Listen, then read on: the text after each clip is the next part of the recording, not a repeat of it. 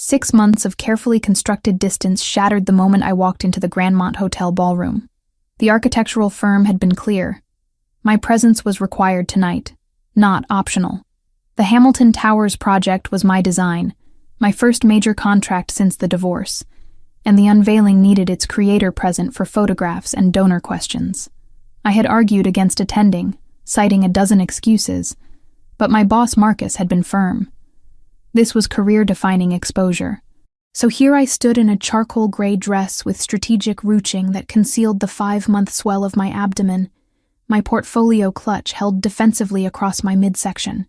The fabric was structured enough to hide what I needed hidden, at least under normal circumstances. But nothing about tonight felt normal. The ballroom buzzed with Manhattan's elite, crystal champagne flutes catching light from enormous chandeliers, laughter and conversation creating that particular frequency of wealth and influence. I recognized faces from magazine covers, politicians whose campaigns dominated election cycles, business moguls who shaped entire industries, and somewhere in this crowd, statistical probability whispered, he might be here too. Franco Pellegrini had significant real estate holdings throughout the city. Charity events like this, where developers networked and deals materialized over canapes, were exactly his territory. I had checked the guest list twice before agreeing to come, relieved when his name didn't appear. But guest lists were suggestions, not guarantees, especially for men like him. Camilla, there you are. Marcus appeared at my elbow, his hand light on my back as he steered me toward the front of the room. The presentation starts in 10 minutes. Are you ready?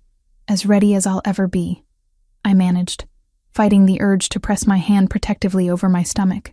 The baby had started moving recently, gentle flutters that reminded me constantly of the secret I carried. Our secret, though the father didn't know he was a father. Marcus studied my face with the perceptiveness that made him an excellent boss and occasionally uncomfortable confidant. You look pale. Are you feeling all right?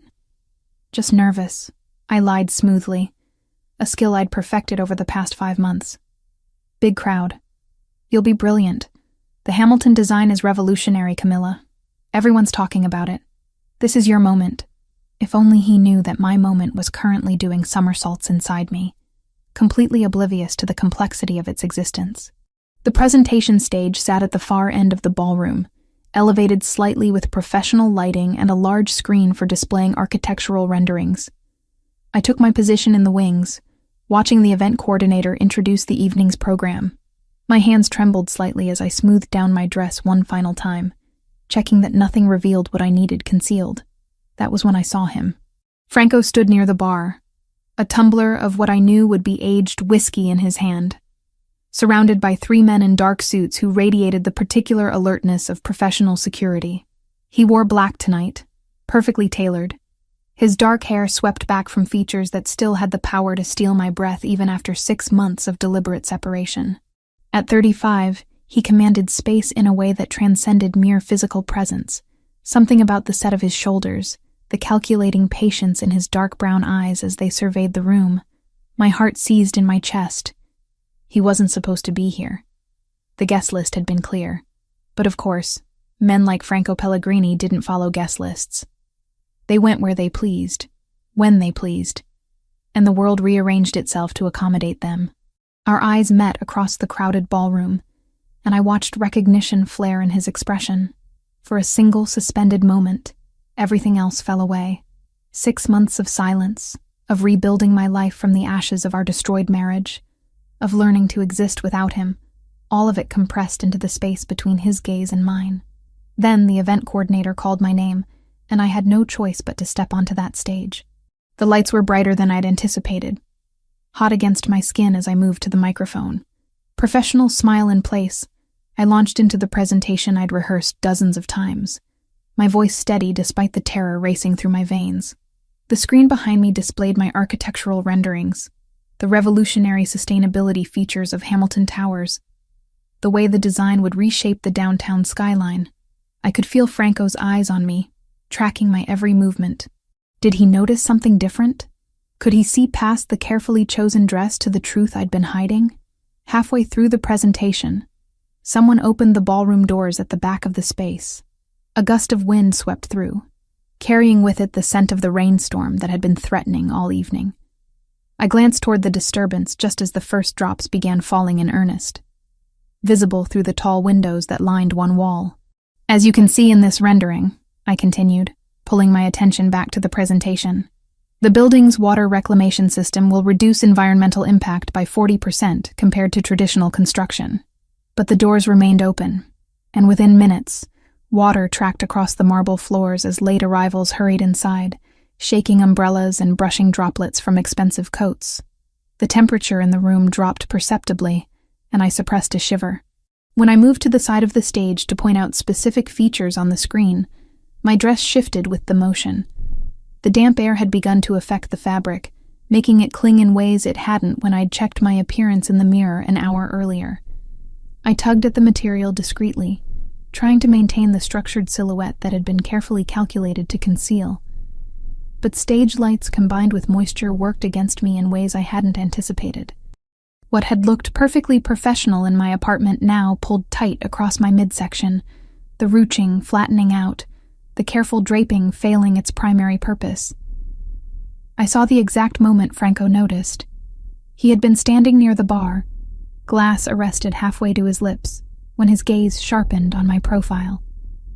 The tumbler lowered slowly, forgotten, as his eyes traveled from my face to my body and stopped, fixed with absolute focus on the unmistakable curve of my stomach. His face went completely blank, a reaction I'd seen only twice before in the 2 years we'd been married. Once when his underboss had been killed in a territorial dispute, and once on the day the doctor had confirmed I would never be able to give him children. That particular brand of shock, of world-tilting revelation that required total recalibration of reality. I forced my attention back to the presentation, stumbling slightly over my next words. The residential units feature floor-to-ceiling windows that maximize natural light while maintaining privacy through intelligent glass technology. Pull it together, Camilla. Finish this professionally, then get out. Don't look at him again. But avoiding Franco's gaze proved impossible. It burned across the distance between us, demanding acknowledgement, demanding answers to questions he hadn't yet formed into words, but that radiated from him in waves I could feel, even from the stage. The remaining 10 minutes of my presentation passed in a blur of architectural terminology and forced enthusiasm. When the event coordinator finally stepped forward to thank me, I accepted the polite applause with a gracious nod and retreated as quickly as dignity allowed. The backstage area was a maze of corridors leading to various service areas and private rooms. I grabbed my coat from the small dressing room where I'd left my belongings, my only thought to reach the exit before Franco could intercept me. But when I turned toward the main corridor, he was already there, blocking the path with his body. Up close, the changes 6 months had carved into him became visible. New lines bracketed his mouth, shadows haunted the space beneath his eyes, and something fundamental had hardened in his expression. But those dark brown eyes remained devastatingly familiar, currently fixed on me with an intensity that made breathing difficult. Camilla. My name on his lips after 6 months of silence hit like a physical blow. His voice carried that particular rough edge I remembered from late nights and whispered confessions, now edged with something closer to desperation. Franco, I didn't know you'd be here tonight. Clearly. His gaze dropped deliberately to my stomach, then rose again to my face. How far along are you?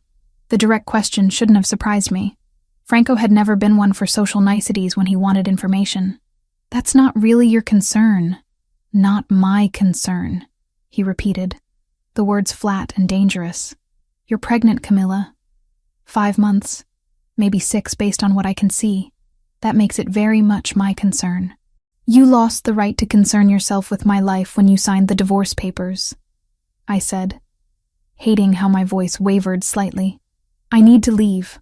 I moved to step around him, but his hand shot out, fingers wrapping around my wrist.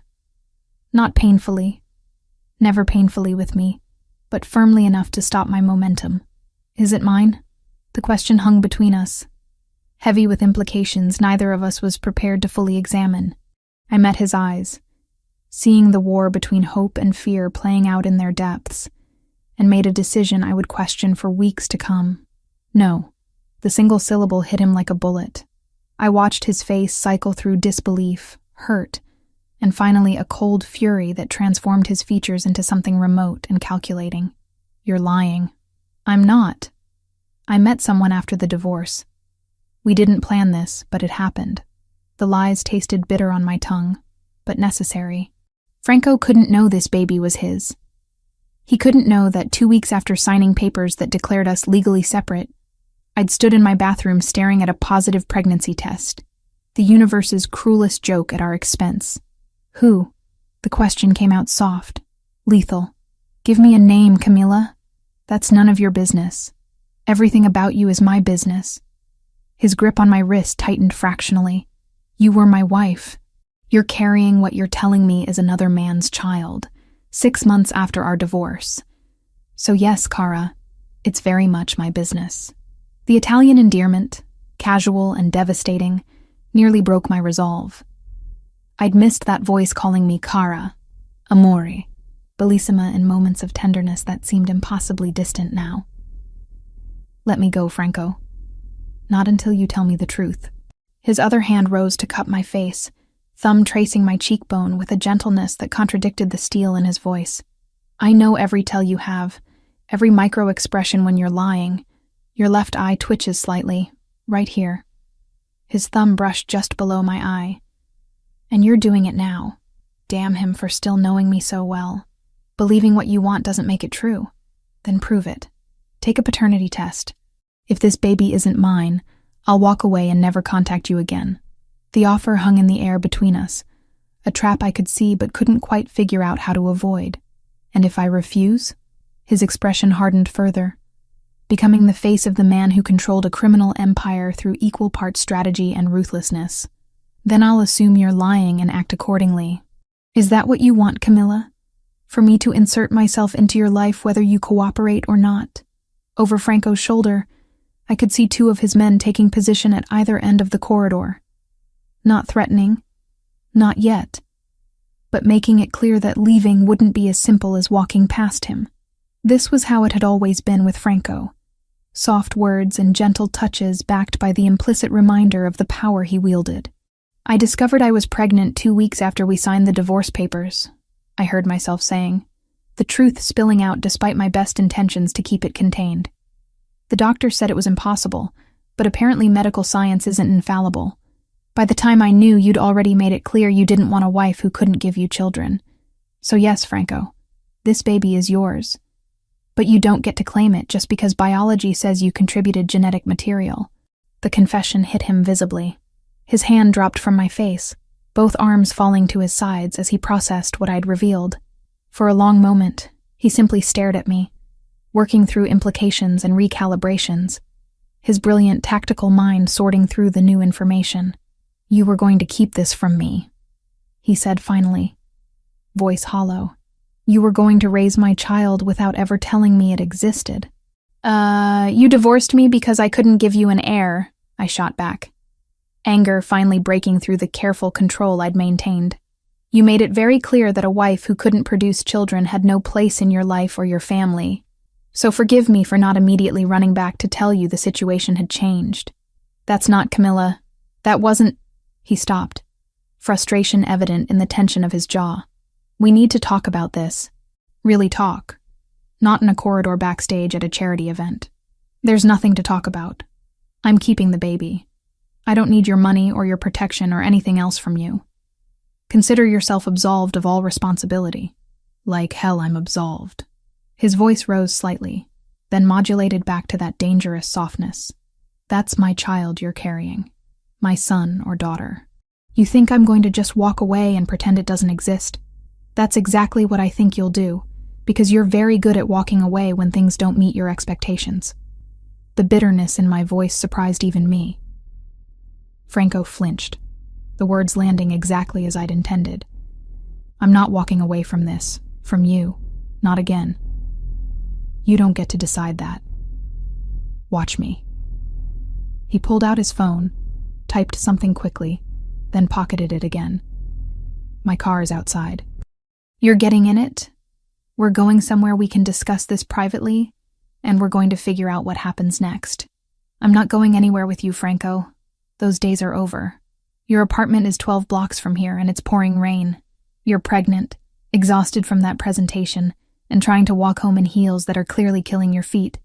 Stop being stubborn and get in the car. The fact that he was right about all of it only made me angrier. How do you even know where I live? Have you been having me followed? His silence was answer enough. Of course you have. Because respecting boundaries has never been your strong suit. I jerked my arm free from his grip, which had loosened during our argument. Stay away from me, Franco. I mean it. Whatever we were, whatever we might have been, it died when you signed those divorce papers. This baby and I will be just fine without you. I pushed past him before he could respond, moving as quickly as my heels and pregnancy would allow. His men shifted as I approached, but Franco must have given them some signal because they stepped aside, letting me pass without interference. The ballroom had mostly emptied, just staff cleaning up and a few lingering guests finishing conversations. I grabbed my umbrella from the coat check and stepped out into the storm, welcoming the cold shock of rain against my overheated skin. Behind me, I heard Franco call my name one more time, but I didn't turn around. Couldn't turn around. Because if I looked back at him standing in that doorway with devastation written across his features, I might do something catastrophically stupid like admit I'd never stopped loving him. The 12 blocks home passed in a blur of rain and regret, my mind replaying the confrontation on an endless loop. Franco knew now. The secret I'd guarded for 5 months was out, and there was no putting it back. Whatever came next would reshape both our lives in ways I couldn't predict, and wasn't sure I was prepared to handle. But as I finally reached my building, soaked through and shivering, I looked up to see a familiar black car idling across the street. Franco hadn't followed me directly, but he'd ensured I got home safely. Even now, even angry and hurt and blindsided, he was protecting me. That realization terrified me more than anything else that had happened tonight. Morning light filtered through my apartment windows when the knock came, firm and unmistakable. I'd been awake since 5, unable to sleep after seeing that black car stationed outside my building all night. Part of me had known Franco wouldn't simply accept my dismissal at the charity event. Men like him didn't walk away from revelations that upended their understanding of reality. I opened the door to find him standing there with another man, older, carrying a leather briefcase that screamed expensive attorney. Franco looked like he hadn't slept either, still wearing the black suit from last night, though his tie was gone and the top buttons of his shirt were undone. His dark brown eyes tracked over me with clinical assessment, cataloging details with the precision I remembered from our marriage. "We need to talk," he said without preamble. "May we come in? Do I have a choice?" I stepped aside, gesturing them into my modest living space. The contrast between Franco's tailored presence and my simple furniture was stark, a physical manifestation of how far apart our lives had become. The attorney introduced himself as Richard Thornton, spoke briefly about confidentiality and legal representation, then produced documents from his briefcase with practiced efficiency. "Mr. Pellegrini would like to request a paternity test. The procedure is non-invasive, requiring only a blood sample from you and Mr. Pellegrini. Results take approximately 3 days, and if I refuse?" I remained standing, arms crossed defensively over my chest. "Then we proceed through legal channels, which will be considerably more unpleasant for everyone involved." Thornton's tone was professional, but left no doubt about the seriousness of the situation. Franco, who had been silent since entering, finally spoke. "Camilla, please. I'm not asking as what I am in the rest of my life. I'm asking as a man who just discovered he might be a father. I need to know the truth." The vulnerability in his voice caught me off guard. This wasn't the crime boss who commanded fear and respect throughout Manhattan. This was the man I'd fallen in love with. The one who existed in quiet moments between us, stripped of armor and pretense. "Fine," I heard myself say. "When and where?" Thornton handed me a card. "This clinic specializes in confidential medical testing. I've arranged for an appointment this afternoon at 2. Everything will be completely private." After they left, I sat on my couch for a long time, processing what had just happened. 3 days until Franco knew with scientific certainty that this baby was his. 3 days before everything changed again. The clinic was located in a discreet medical building in the Upper East Side, the kind of place where celebrities and wealthy clients went for procedures they didn't want publicized. A nurse led me to a private room where Franco already waited, his sleeve rolled up, a small bandage visible on his inner elbow. "Your turn," the nurse said pleasantly, preparing the blood draw with professional efficiency. I watched the dark red fill the vial, taking with it any hope I'd had of keeping this secret contained. Franco walked me out afterward, his hand light on my lower back in a gesture so familiar it made my chest ache. 3 days, he said quietly as we reached my car. Then we figure out what comes next. There's nothing to figure out, Franco. Biology doesn't erase 6 months of separation. It changes everything. And you know it. His fingers tightened slightly against my back. That's my child you're carrying, Camilla. My son or daughter. You think I'm going to stand aside and watch from a distance? I think you're going to do what you always do. Try to control the situation. Make decisions without consulting me. Assume you know what's best. The bitterness leaked through despite my attempt at neutrality. That's not fair. Isn't it? You divorced me without even discussing alternatives.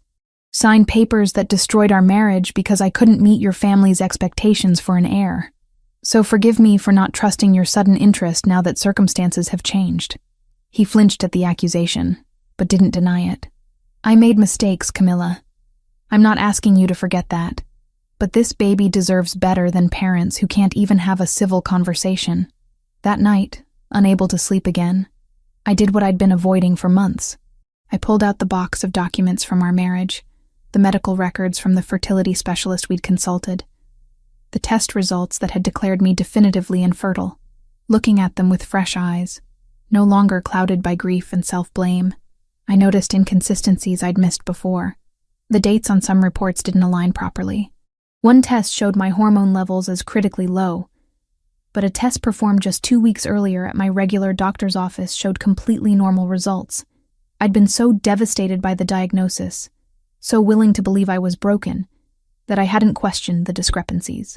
The next morning, I made an appointment with a different fertility specialist, bringing all my old records. Doctor. Sarah Mitchell reviewed everything with meticulous attention, her expression growing increasingly troubled.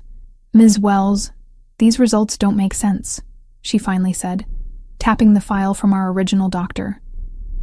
"Your baseline blood work from your general practitioner shows perfectly normal ovarian function. But then suddenly, according to this specialist, you have the hormone levels of someone in menopause. That's not medically possible without significant trauma or disease, neither of which is evident in your history. What are you saying?" "I'm saying these results appear to have been altered or falsified. I'd like to run my own tests, but based on your current pregnancy, I think we both know you're not infertile." She leaned forward, concern evident in her eyes. "Ms. Wells, someone lied to you. The question is why?" I left her office with copies of everything, my mind racing through implications. Who would benefit from convincing Franco and me that I couldn't have children?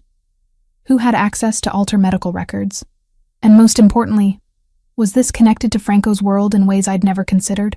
The third day arrived with excruciating slowness. I was reviewing architectural plans at my apartment when Franco appeared at my door. No advance warning, no attorney this time. He held a folder that I recognized immediately as the paternity test results. 99.9% probability, he said without preamble. "I'm the father." "I know." I stepped aside to let him enter, then handed him the folder Dr. Mitchell had prepared. "But you need to see this." I watched him read through the documents, saw the exact moment comprehension dawned. His face went through a series of transformations, confusion giving way to understanding, and then to cold, lethal fury. "Someone falsified your fertility tests." It wasn't a question. "Dr. Foster, the specialist we consulted, these are his reports, and they don't match any of my other medical records. Someone paid him to lie to us, Franco, to destroy our marriage by making us believe I couldn't give you children. He was already pulling out his phone, barking orders in Italian too rapid for me to follow completely, but I caught enough. Find Foster. Bring him to the warehouse. I want every financial record, every communication, everything. Franco, wait. We should go to the authorities. File a complaint with the medical board. No. The single word carried absolute finality. This was deliberate sabotage of my marriage, of my family line. This isn't a matter for civilian authorities. You can't just Franco. You can't kill a doctor because he falsified medical records. His dark eyes met mine, and I saw something terrifying in their depths. I'm not going to kill him. I'm going to find out who paid him and why. Then I'll decide what happens next. This is exactly what I mean. You make these decisions without considering. I'm not a bystander here, Franco. This happened to me too. To us. I have a right to know why. He studied me for a long moment, then nodded slowly. You're right. This involves you as much as it involves me. He made another call, this one brief. My people are pulling Foster's financial records now. They'll have answers within hours. When they do, you'll be there for the conversation. You're going to let me be present when you interrogate him? You just said you have a right to know why. I'm agreeing with you. His expression softened marginally. I'm trying, Camilla, to include you, to not make unilateral decisions. It's not something that comes naturally, but I'm trying. The acknowledgement surprised me more than his agreement. Franco rarely admitted to struggling with anything. 4 hours later, we sat in Franco's car outside a nondescript building in an industrial area I didn't recognize. He'd explained on the drive that Foster had gambling debts, serious ones, with multiple creditors. One creditor stood out, a shell company that traced back to the O'Sullivan family, one of Franco's primary rivals in the city's criminal hierarchy. They've been trying to weaken my position for years, Franco said, his voice tight with controlled rage. Attacking businesses, turning allies, but this, destroying my marriage to prevent an heir, this is long-term strategic thinking. So they paid Foster to lie to us, to make you vulnerable by ensuring you had no children to continue your family line. Exactly. No heir means questions about succession, internal power struggles, weakness my enemies could exploit. They played a long game, Camilla. And it almost worked. Inside the building, in a room that was surprisingly clean and well lit despite my expectations, Dr. Foster sat in a chair flanked by 2 of Franco's men. He looked terrified, which was probably appropriate given the circumstances. Franco didn't waste time with pleasantries.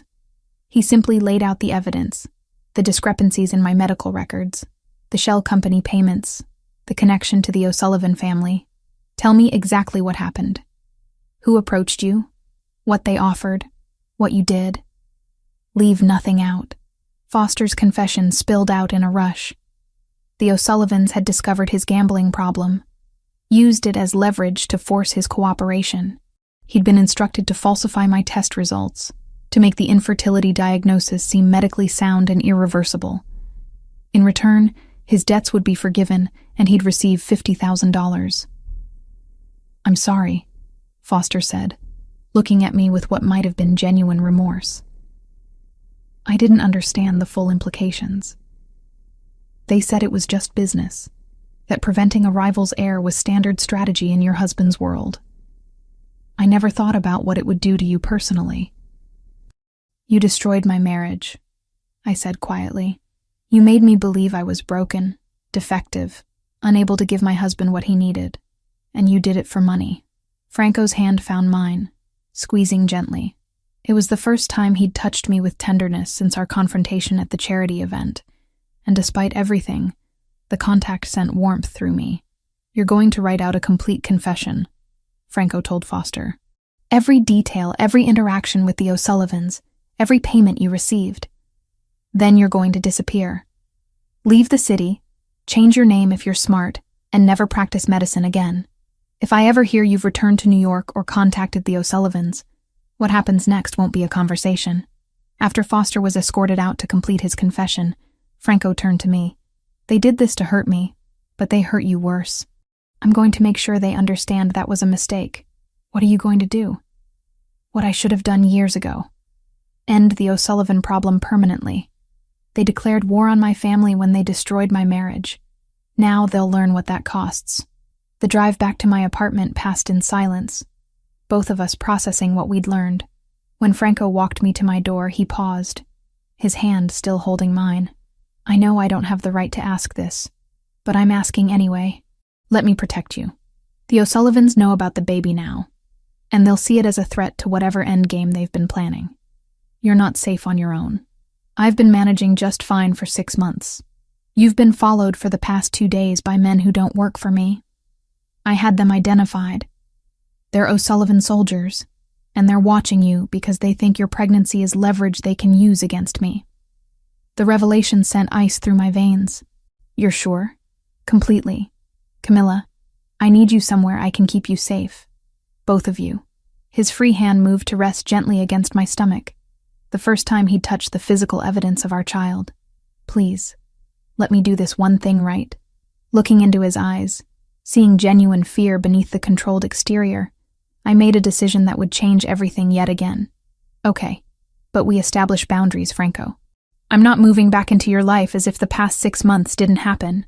I'm accepting protection because our baby deserves to be safe. Not because I'm ready to forgive everything. I understand. Whatever boundaries you need, we'll establish them together. He pulled me gently closer, pressing his forehead against mine in a gesture of gratitude and relief. Thank you for trusting me with this. As I packed a bag for what Franco assured me would be a temporary relocation to a secure property, I wondered if I'd just made the smartest or stupidest decision of my life. But feeling the baby flutter in response to my stress, I knew I'd made the only choice available. Whatever came next, at least we'd face it together rather than in the dangerous isolation I'd been maintaining. The secure property Franco had arranged turned out to be a penthouse apartment in one of Manhattan's most exclusive buildings, complete with doormen who looked more like Special Forces operatives than hospitality staff. I'd expected something fortress-like and oppressive, but the space was surprisingly comfortable, with floor-to-ceiling windows offering views of Central Park and furnishings that managed to be both luxurious and livable. This is temporary, Franco said as he carried my bags inside, reading my expression with that uncanny ability he'd always possessed, until we neutralize the O'Sullivan threat. Then you can return to your apartment if that's what you want. It's what I want, I confirmed, even as part of me recognized the appeal of this protected bubble. I'm accepting your help because our baby's safety requires it, not because I'm ready to resume our life together. I understand. Tyner, he set my bags down in the master bedroom, then turned to face me fully. Camilla, I need you to understand something. What I'm about to do to the O'Sullivans, it won't be pleasant or legal. I'm telling you this because you deserve honesty, but I'm also telling you that you can't be involved beyond knowing it's happening. You're going after them. It wasn't a question. They declared war on my family when they paid Foster to destroy my marriage. They made it personal, targeted the most important relationship in my life to weaken my position. That requires a response. His dark brown eyes held mine. I won't apologize for what I'm about to do, but I also won't lie to you about it. The honesty was new. This willingness to acknowledge the darkness of his world rather than trying to shield me from it. Just promise me you'll come back. This baby deserves to know their father. Something vulnerable flickered across his face. I promise. Nothing is more important than that. After Franco left, I explored the penthouse, noting the security features seamlessly integrated into the design. Bulletproof windows, reinforced doors, cameras in every corridor. This wasn't just a safe house. It was a fortress disguised as luxury living. My phone rang late that night. An unfamiliar number, but something made me answer. Camilla Wells? A woman's voice, cultured and confident. This is Lucia Pellegrini, Franco's sister. I hope I'm not calling too late. Franco had mentioned a sister once or twice during our marriage, always in passing, never with much detail. No, I'm awake. How did you get my number? My brother provided it. I asked him to. Camilla, I need to apologize to you, and I'd like to do it in person if you're willing to meet. There was genuine remorse in her tone. What happened to your marriage? What our family allowed to happen, I should have stopped it. I should have fought harder to make Franco see reason. We agreed to meet the following afternoon at a cafe near the penthouse. Lucia arrived precisely on time. A woman in her early 30s with Franco's dark hair but softer features, dressed in understated elegance that spoke of old money and good taste. Thank you for coming, she said, as we settled into a quiet corner booth. I wasn't sure you would. given everything. I'm curious, I admitted. Franco rarely spoke about his family beyond business obligations. That's Franco. He compartmentalizes everything, keeps the personal and professional separate even when they shouldn't be. Lucia ordered espresso, then turned her full attention to me. I need you to understand that I knew. When the fertility issue started, when the pressure from our family mounted, I watched my brother slowly destroy the best thing in his life because he couldn't see past his obligations to produce an heir. You tried to stop him? Not hard enough. I told him he was making a mistake, that divorcing you would be something he'd regret forever. But Franco has this stubborn streak, this inability to show vulnerability. He convinced himself that letting you go was noble, that you deserved someone who could give you a normal life and children. She paused, emotion evident in her voice. He's been miserable for 6 months, Camilla. Absolutely destroyed by what he did. Then why didn't he fight for me? Why did he just sign the papers and walk away? Because he thought that's what you needed. Franco doesn't understand love the way normal people do. He sees it as responsibility, as protection, as making hard decisions for someone else's benefit. The idea that you might have wanted him despite the infertility diagnosis, that you might have been willing to build a different kind of life together, it never occurred to him. I absorbed this, processing a perspective on Franco's motivations I hadn't considered. You said you should have fought harder. What does that mean? I should have told him that family legacy and heirs don't matter if you're alone at the end, that our father's obsession with continuing the bloodline cost him everything that mattered, and Franco was repeating those mistakes. Lucia reached across the table, her hand covering mine. I'm telling you now what I should have told him then. You were the best thing that ever happened to my brother. You made him human in a world that demands he be a monster. And I will spend however long it takes making sure this time he doesn't lose you again. The sincerity in her voice caught me off guard. Why are you telling me this? Because you're carrying my niece or nephew, and because you deserve to know that you have allies in the Pellegrini family beyond just Franco. Whatever boundaries you need to establish with him, whatever time you need to heal, I'll support that. But I also want you to know that he loves you, Camilla. Desperately, completely, in the only way he knows how. Over the following weeks, Lucia became a genuine friend, someone I could talk to about the complicated reality of carrying Franco's child while still processing the pain of our divorce. She accompanied me to prenatal appointments when Franco was handling business, brought me books on pregnancy and parenting, and listened without judgment when I needed to vent about her brother's overprotective tendencies. Because Franco, despite his promise to respect boundaries, was present in ways that blurred the lines we'd established. He appeared at my prenatal appointments with uncanny timing, sitting quietly in the corner while the doctor checked the baby's heartbeat and measured my growing belly.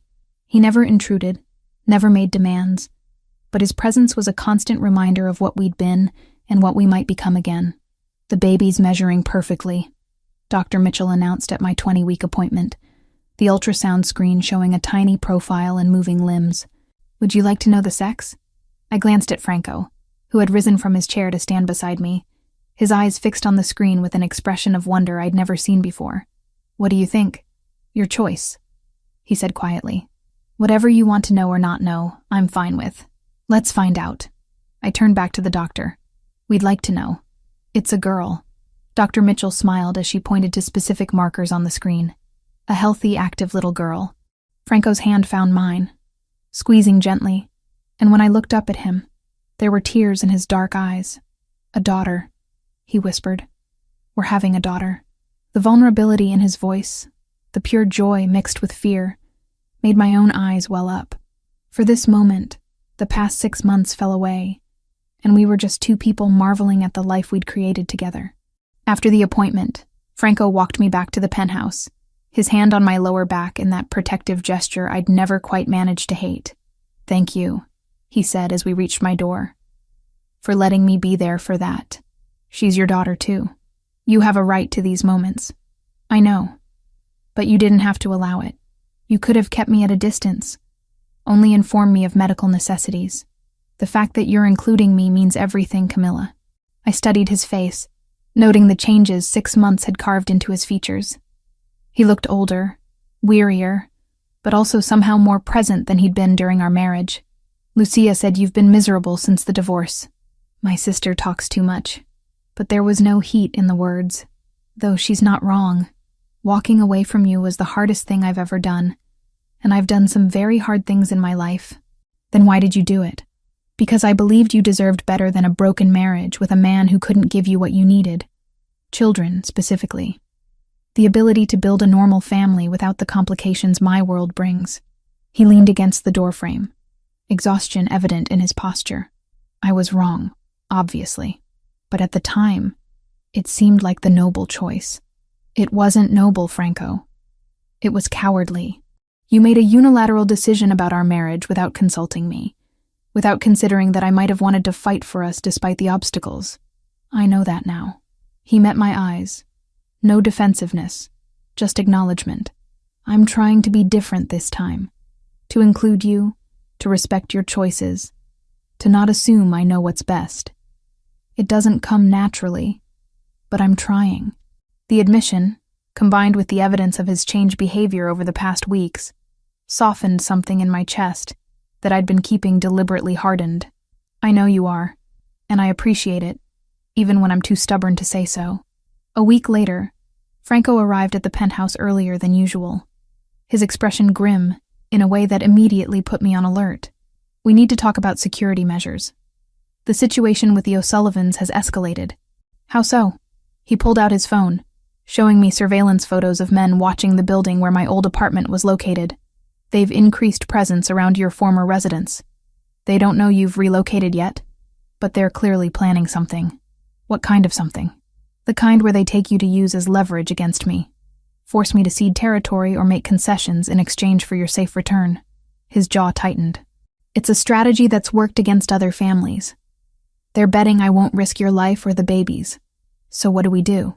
I'm going to end this. Permanently. The O'Sullivan family has been a problem for years. But this, targeting you, targeting our child, that crosses a line I can't allow to remain uncrossed. He pocketed his phone. I wanted you to know before I moved forward. And I wanted to make sure you understand that things might get dangerous in the short term before they get safer. How dangerous? There will be retaliation attempts. The O'Sullivans won't go quietly. That's why I need you to stay here, in this building, with security present at all times. No exceptions, Camilla. Not until this is resolved. The request was reasonable given the circumstances, but it still chafed. I have work, Franco. Projects I'm responsible for. Work remotely. I'll provide whatever equipment or resources you need, but I can't protect you if you're moving around the city unpredictably. He moved closer, his hands framing my face with surprising gentleness. Please, I can't lose you again. And I can't lose our daughter before she's even born. Let me keep you both safe. Looking into his eyes, seeing the genuine fear beneath his controlled exterior, I found myself agreeing. Okay, but once this is over, we go back to the boundaries we established. I'm not becoming a permanent prisoner in a gilded cage. Once this is over, you can have whatever boundaries you need. I just need you alive to establish them. Over the next 2 weeks, I worked from the penthouse while Franco orchestrated whatever moves he was making against the O'Sullivan family. He didn't share details, keeping me deliberately separate from the violence I knew was happening beyond my protected bubble. But I saw the evidence in his face when he visited, the exhaustion and occasionally visible bruises that spoke of physical confrontations. Lucia visited regularly, keeping me company and providing updates that Franco wouldn't. He's being careful, she assured me one afternoon as we sat reviewing paint samples for the nursery I'd started planning. More careful than usual, actually. Normally, Franco leads from the front, but this time he's directing operations remotely as much as possible. Because of the baby, I guessed. Because of you and the baby. He's terrified of something happening to him before she's born, of you raising his daughter alone. Lucia set down the paint samples. My brother has faced death dozens of times in his career, Camilla. But I've never seen him afraid of it until now. The revelation settled heavily in my chest. Franco had always seemed invincible during our marriage, untouchable by the dangers of his world. Knowing he was now vulnerable, that our daughter had given him something to lose that made him cautious, changed something in how I viewed his current actions. That night, Franco appeared at the penthouse later than usual, a fresh cut above his eyebrow and blood on his shirt cuff that I hoped wasn't his. "It's done," he said without preamble. "The O'Sullivan leadership has been neutralized. Their organization is in chaos, and they won't be targeting anyone for the foreseeable future." "Neutralized how?" "In ways you don't need details about. But they're no longer a threat to you or our daughter. That's what matters." I studied him. This man who'd just done terrible things to protect me and our unborn child. "Did you kill them?" "Some. Not all. The ones who directly ordered the hit on Foster and planned your kidnapping. Yes. The rest? I've given them the option to leave the city or face similar consequences." His expression was remote, shuddered in a way that reminded me he existed in a world where violence was currency, and death was negotiable. "I should be horrified," I said quietly. "I should be repulsed by what you've done. But you're not." It wasn't a question. "I'm a mother trying to protect her child. You're a father who eliminated threats to his family. I don't condone the methods, Franco, but I understand the motivation." I moved closer, reaching up to examine the cut on his face. "You're hurt." "It's nothing. Surface wound. Let me clean it anyway." I guided him to the bathroom, pulling out the first aid kit I'd found stocked in the cabinet. As I carefully cleaned the wound, Franco watched me with an intensity that made my hands tremble slightly. "I bought an apartment in your building," he said as I applied antibiotic ointment. 3 floors above this one. "I know you want your own space, and I'm respecting that, but I also can't be far from you right now. This is my compromise, Kara. Close enough to protect you, distant enough to give you the independence you need." The endearment slipped out naturally, and for once I didn't correct him. "When did you buy it?" 2 weeks ago. I've been having it furnished, making it livable.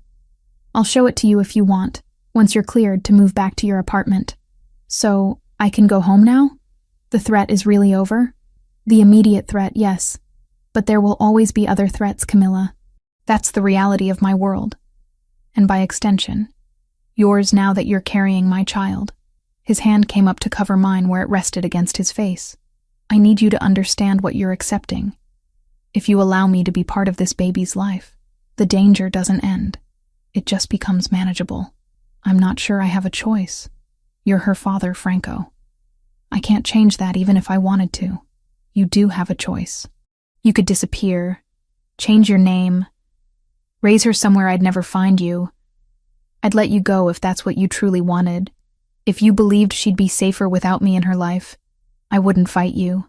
The raw honesty in his voice made my throat tight. "But I'm asking you not to. I'm asking for the chance to be a father, to be present for her in ways my father never was for me. And I'm asking for the possibility that someday you might be able to forgive what I did and give us another chance." Looking into his eyes, seeing the vulnerability he rarely allowed anyone to witness, I made a decision that would shape all our futures. "I'm not ready to forgive you yet. What you did, divorcing me without really trying to fight for us, that hurt too deeply for quick forgiveness. But I'm willing to let you be present in our daughter's life, to co-parent with you. And maybe, over time, we'll figure out what that means for us." The relief that flooded his expression was almost painful to witness. "That's all I'm asking for. Time and proximity. The rest, we'll figure out together." As he left that night, I watched him go with conflicting emotions. Part of me still resented him for the 6 months of pain he'd caused. But another part, the part that remembered loving him with desperate intensity, recognized that he was trying to change, to be better. Whether that would be enough remained to be seen. But for now, for our daughter's sake, I was willing to find out. 7 months pregnant felt different than 6 months. The baby moved constantly now, little feet pressing against my ribs at inconvenient moments, and standing for more than 20 minutes left me breathless. I'd returned to my apartment 2 weeks earlier, Franco keeping his promise about the purchased unit 3 floors above mine. Close, but not intrusive. This morning, I'd driven myself to the architectural firm's offices for the first time in weeks, needing to review physical blueprints for a project that couldn't be handled remotely. The meeting had gone well, my design for a sustainable housing development winning approval from the city planning committee. I'd felt almost normal, professionally competent in a way that had nothing to do with being Franco Pellegrini's ex-wife, or the mother of his unborn child. That normalcy shattered at 3:47 p.m. when the explosion threw me against the conference room wall. The blast came from the parking garage beneath the building, powerful enough to shake the entire structure and shatter windows on the lower floors. Alarms shrieked immediately, and someone was pulling me toward the emergency stairs, their voice distant beneath the ringing in my ears. "Camilla, can you walk? We need to evacuate now." I managed to nod, one hand protectively covering my stomach as we joined the stream of people flooding down the stairwell. My legs felt weak, adrenaline making everything sharp and surreal simultaneously. When we finally emerged onto the street, fire trucks were already arriving, and smoke billowed from the garage entrance. "That's your car," Marcus said beside me, his face pale as he pointed toward the garage. "Camilla, that's your parking space." My phone was ringing before I could process what he'd said. Franco's name flashing on the screen with an urgency that suggested he already knew what had happened. "Are you hurt?" No greeting, no preamble, just the sharp edge of barely controlled panic. "I'm fine. The baby's fine. We were upstairs when it happened. Stay exactly where you are. I'm sending a car. Don't get in any other vehicle. Don't go back inside that building. Don't talk to police until my attorney arrives." "Do you understand me, Camilla?" The authoritative tone should have annoyed me, but right now, with my car presumably destroyed and the implication of targeted violence sinking in, I found it oddly comforting. "I understand. 5 minutes. The car will be there in 5 minutes." He paused, and when he spoke again, his voice had shifted to something rawer. "Thank God you weren't in the garage. Thank God." The line went dead, and I stood on the sidewalk watching emergency responders work, trying to comprehend that someone had just tried to kill me and my unborn daughter. Marcus stayed with me until Franco's car arrived, a black SUV that pulled up with 2 men who immediately flanked me with professional efficiency. "Ms. Wells, we need to get you somewhere secure. Mr. Pellegrini is waiting." The drive took us out of Manhattan entirely, heading north through increasingly rural roads until we reached a property that could only be described as an estate. High walls surrounded acres of manicured grounds, security checkpoints at the entrance manned by personnel who looked more military than civilian. The mansion itself sat at the center, 3 stories of stone and glass that managed to be both beautiful and unmistakably fortified. Franco met me at the front entrance, and for the first time since our divorce, I saw genuine fear in his expression. He pulled me into his arms without asking permission, holding me tight enough that I could feel his heart racing against my cheek. "You're safe now," he murmured into my hair. "I've got you. Both of you." I let myself lean into him, accepting comfort I'd been too proud to seek before. "It was the O'Sullivans, wasn't it?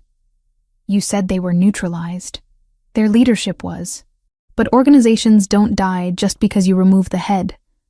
There are always ambitious underlings looking to make a name for themselves." He pulled back enough to look at me, his hands framing my face. "This is my fault. I should have anticipated retaliation, should have kept you in secure housing longer. You can't predict everything, Franco. I should have predicted this. Targeting you is the obvious move for anyone wanting to hurt me." His thumbs traced my cheekbones gently. "I need you to stay here, not for a few days or a few weeks, until the baby is born, and I can guarantee no one else is planning to finish what they started today." The request was reasonable given someone had just blown up my car. "What about my work? My life? Work remotely again. I'll have everything you need brought here. Whatever equipment, whatever files, whatever makes you comfortable. But please, Camilla, don't fight me on this. I can't protect you if you're moving around the city." Looking at him, seeing the desperation beneath his controlled exterior, I made a decision that would have seemed impossible weeks earlier. "Okay, I'll stay." The relief that washed over his face was immediate and profound. "Thank you.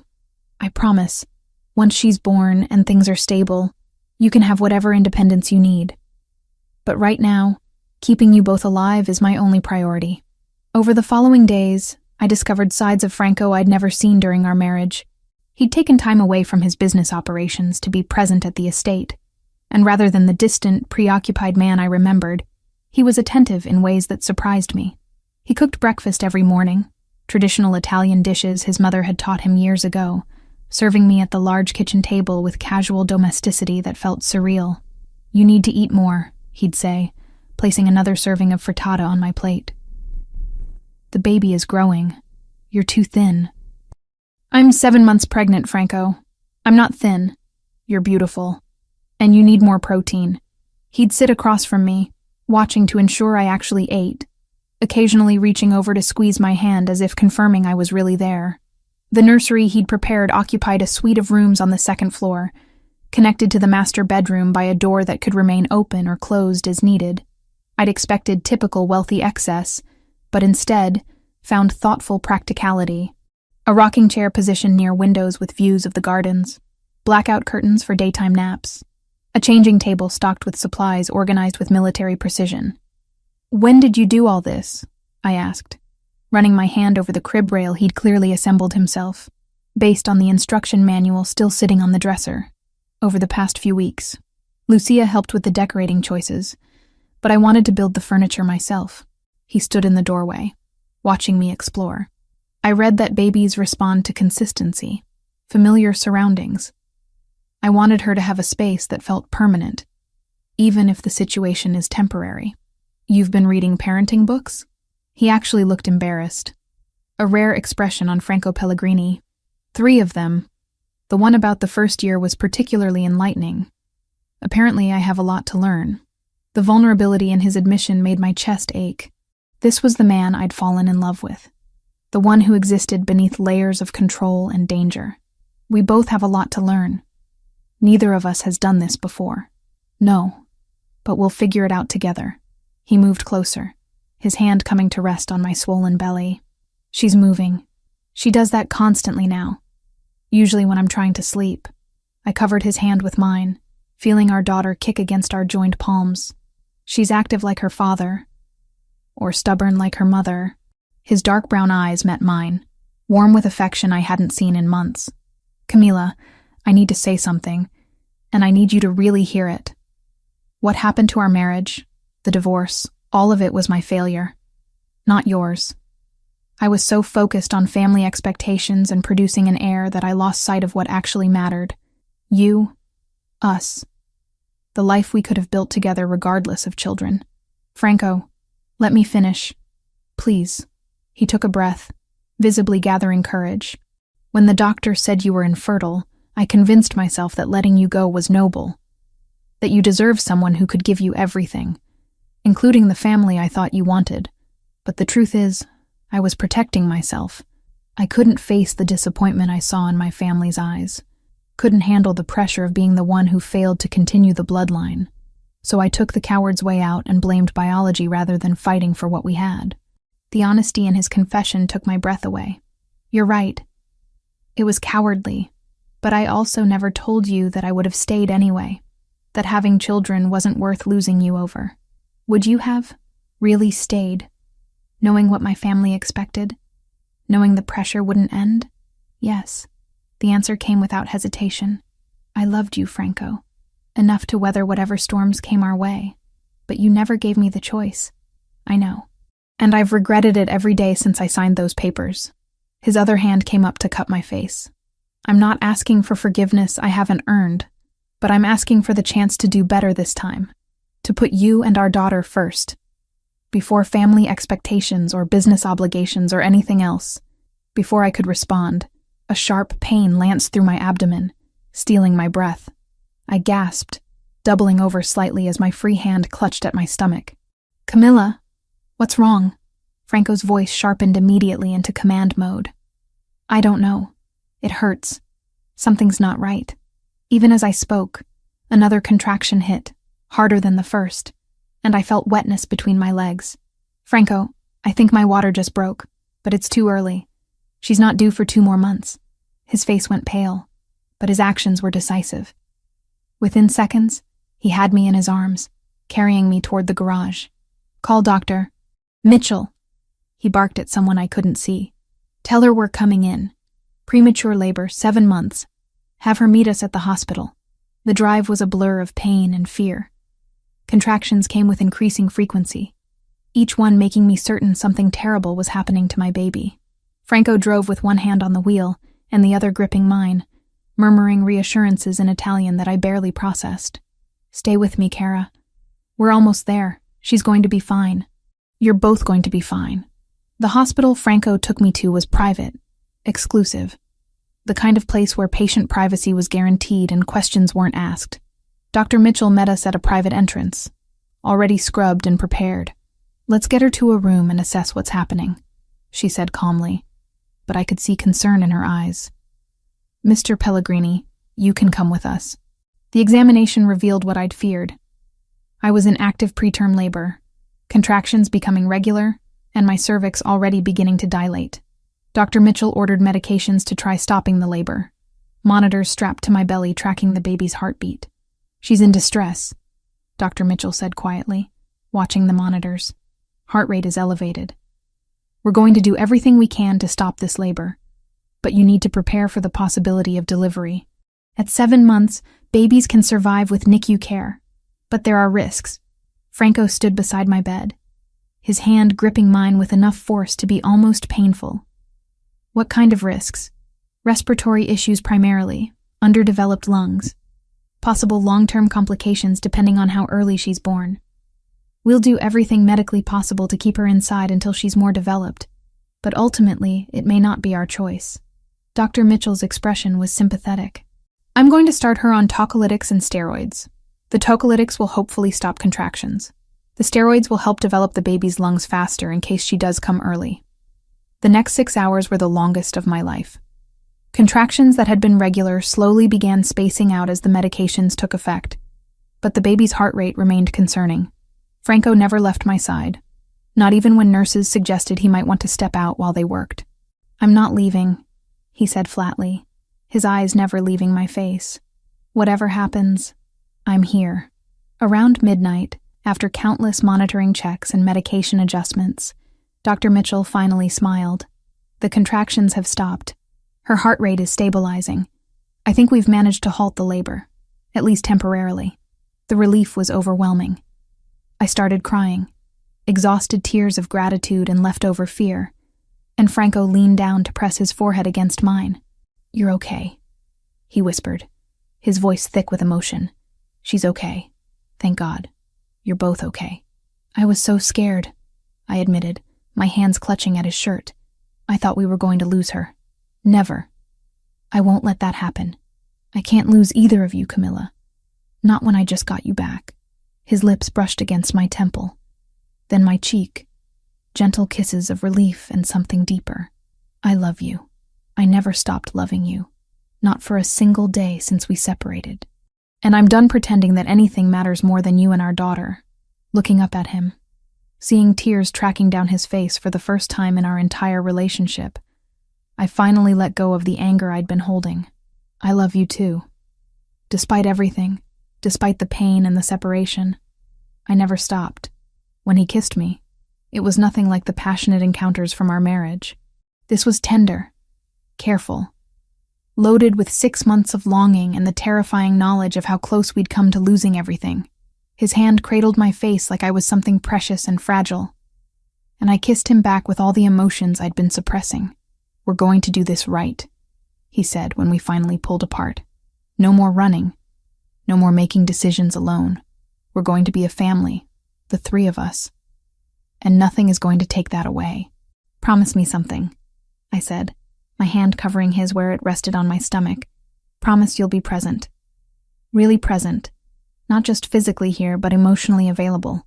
Our daughter deserves a father who shows up for her. I promise. Whatever it takes. Whatever I have to change about my life or my business, I'll do it. You and her. You're my priority now." His dark eyes held mine with absolute certainty. "I failed you once, Camilla. I won't make that mistake again." As I drifted off to sleep hours later, Franco still holding my hand from the chair he'd pulled beside the hospital bed, I believed him. Not because he'd said the right words, but because I'd seen the terror in his eyes at the possibility of losing us. That fear had stripped away every defense and pretense, revealing the man beneath. And that man, vulnerable and devoted, was someone I could build a future with. The doctor's orders were absolute. Complete bed rest for the remainder of my pregnancy. No stress, minimal activity, constant monitoring. What had started as preterm labor at 7 months could easily happen again, and next time we might not be able to stop it. So I found myself confined to Franco's estate, spending most days in the bedroom with books and architectural plans spread across the bedding, trying to maintain some semblance of productivity. Franco had become a different person in the 3 days since the hospital scare. He checked on me constantly, bringing meals personally, sitting with me while I ate to ensure I actually finished everything. At night, he slept in a chair beside the bed rather than risk disturbing my rest, though I'd told him repeatedly that was unnecessary. "I almost lost you both," he'd said when I protested. "I'm not taking any chances." But beneath his attentiveness, I could see cold fury building. The bombing of my car hadn't been random violence. It was a calculated attempt on my life and our daughters, and Franco wasn't the type of man who let such attacks go unanswered. On the 4th morning, he appeared in the bedroom doorway dressed for business, his expression set in lines I recognized from our marriage. This was Franco Pellegrini, the crime boss, not Franco, the worried father-to-be. "I'm calling a meeting with the 5 families," he said without preamble. "The O'Sullivans violated every code we operate under when they targeted a pregnant woman. That requires a response, and I want it sanctioned by everyone who matters in this city." "What kind of response?" "The permanent kind. Their organization will cease to exist by the end of the month." He came to sit on the edge of the bed, his hand finding mine.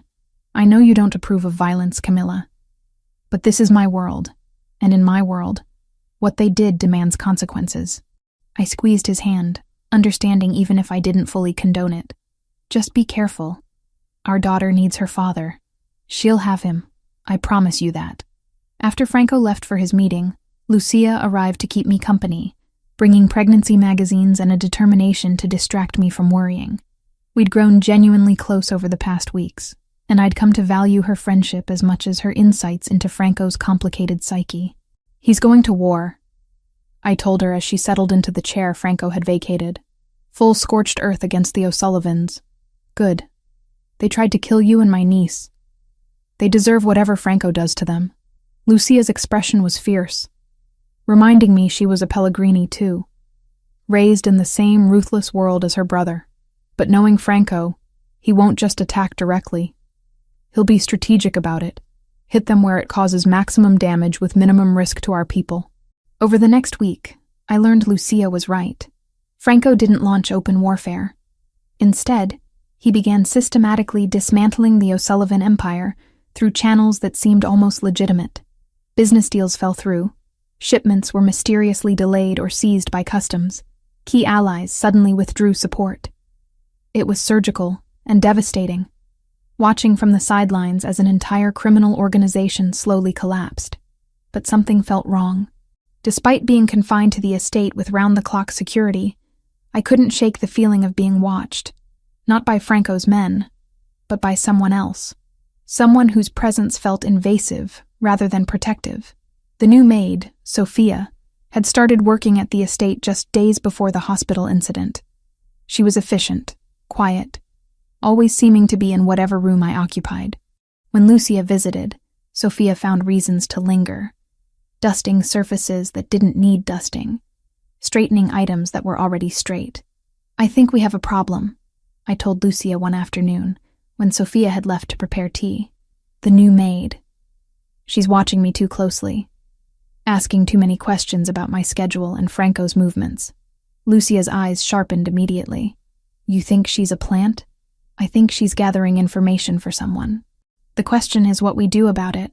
We tell Franco immediately. Let him handle it. Or," I said slowly, an idea forming, "we use her. If she's feeding information to the O'Sullivans, we can feed her false information, lead them into making a mistake." Lucia stared at me for a long moment, then smiled with genuine admiration. "You have a devious mind, Camilla. I like it. What did you have in mind?" We spent the afternoon crafting our strategy. When Sophia returned with tea, Lucia spoke deliberately loudly about Franco's plan to move me to a different safe house across the city, mentioning specific details about timing and location. I played my part, expressing concern about the move stressing me out, making it sound legitimate. Sophia's ears had practically perked up at the information, and I noticed her slip out to use the bathroom shortly after our conversation. When Franco returned that evening, we told him everything. His reaction was immediate fury at the security breach, followed by grudging respect for our plan. "You laid a trap using yourself as bait without consulting me first," he said, his tone caught between anger and admiration. "That's either brilliant or incredibly reckless." "It's both," Lucia supplied cheerfully.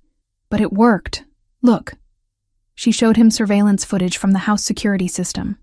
Sophia in the hallway, phone pressed to her ear, clearly reporting what she'd overheard. Franco's expression went cold and calculating. "She'll pass the information up the chain. The O'Sullivans will prepare an ambush at the false location, leaving themselves exposed here. We can end this tonight. Just make sure you come back," I said quietly, fear suddenly cutting through my satisfaction at our successful strategy. "Always." He kissed me gently, then turned to his men with orders that would reshape the city's criminal landscape within hours. What Franco did next was something I learned about only in pieces, assembled from Lucia's careful explanations and Franco's brief acknowledgments. He didn't attack the O'Sullivans directly. Instead, he used contacts within federal agencies, people who owed him favors or who had their own reasons for wanting the O'Sullivan organization destroyed, and provided them with evidence of massive money laundering operations. Within 48 hours, FBI raids hit a dozen O'Sullivan properties simultaneously. Assets were frozen, lieutenants were arrested, and the organization's infrastructure collapsed under federal scrutiny. It was elegant and devastating, using the law as a weapon more effective than any violence could have been. But the O'Sullivan family boss, desperate and cornered, attempted one final move. I'd been cleared for a routine checkup, my first trip outside the estate in 2 weeks. Franco had insisted on accompanying me personally, along with enough security to protect a head of state. The appointment went smoothly, the baby's heartbeat strong and steady, my own health showing improvement from the enforced bed rest. We were walking toward the parking garage, Franco's hand secure on my lower back, when I saw them. 3 men moving with purpose through the hospital corridor, hands reaching inside jackets in ways that screamed weapon. "Franco," I started to say, but he'd already seen them. "Get her to the car," he barked at his security, stepping between me and the approaching men. "Now." Everything happened simultaneously. Franco's men pulled weapons, hospital security started shouting, and the O'Sullivan soldiers opened fire in a public hospital parking structure. Franco shoved me behind a concrete pillar, his body a shield between the gunfire and where I crouched, one hand protectively covering my swollen belly. The sound was deafening, bullets ricocheting off concrete and metal, people screaming. I watched Franco direct his men with calm precision despite the chaos, coordinating their response like a military operation. Then I saw the O'Sullivan boss himself emerge from behind a vehicle, weapon raised and pointed directly at Franco. "Behind you!" I screamed, the words tearing from my throat. Franco turned, but not fast enough. The shot caught him high on the shoulder, spinning him partially around. But instead of going down, he stayed on his feet, returning fire with his free hand while his security team converged on the O'Sullivan boss. The entire confrontation lasted maybe 90 seconds, though it felt like hours. When silence finally fell, 3 O'Sullivan soldiers were down, and their boss was being dragged from behind the vehicle, disarmed and bleeding from a leg wound. Franco turned to me, his shirt dark with blood, but his expression more concerned than pained. "Are you hurt? Did anything hit you?" "I'm fine. The baby's fine." "You're shot, Franco? You need medical attention." My hands were shaking as I reached for him, needing to confirm he was really standing, really alive. "It's a graze. Looks worse than it is." But he let me guide him back toward the hospital entrance, his men securing the O'Sullivan boss and calling in cleanup teams for the mess left behind. In the emergency room, while a doctor cleaned and bandaged Franco's shoulder wound, I sat beside him holding his uninjured hand tight enough to hurt. "You could have been killed. You stepped directly into the line of fire. I'd do it again, every time without hesitation." His dark brown eyes held mine. "You and our daughter are my life now, Camilla. Everything else is secondary." The O'Sullivan boss was taken into custody by Franco's people, not the authorities. What happened to him after that, Franco never told me, and I didn't ask. I knew enough about his world, to understand that some questions were better left unvoiced. What mattered was that within days, the O'Sullivan organization had been completely dismantled. Its leadership either in federal prison or disappeared, its territory absorbed by Franco's allies. The threat was over. We were safe. Back at the estate that night, Franco found me in the nursery, standing at the window watching the grounds below. His injured shoulder was immobilized in a sling, a reminder of how close we'd come to tragedy. "You impressed me today," he said, coming to stand beside me. "The trap you set with Lucia, your tactical thinking. You'd make a good strategist in this business. I'll stick to architecture, thanks. Less chance of getting shot." But I leaned into him carefully, mindful of his injury. "Is it really over? Can we finally have some peace?" "For now, yes. There will always be other threats, other rivals, but nothing immediate. Nothing that should affect our family directly."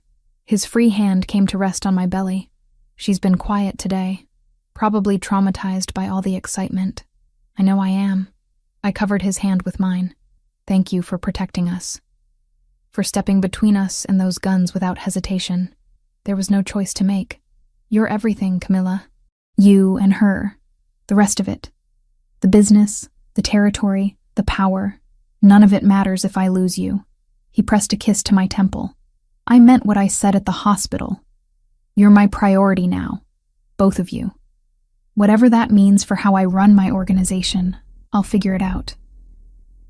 Standing there in the nursery we'd prepared together, feeling our daughter move beneath our joined hands, I finally believed we might actually have a future. Not the fairy tale I'd once imagined, but something real and complex and worth fighting for. Franco's decision to keep the O'Sullivan boss alive surprised me. I'd expected swift, brutal justice in the wake of the hospital shooting.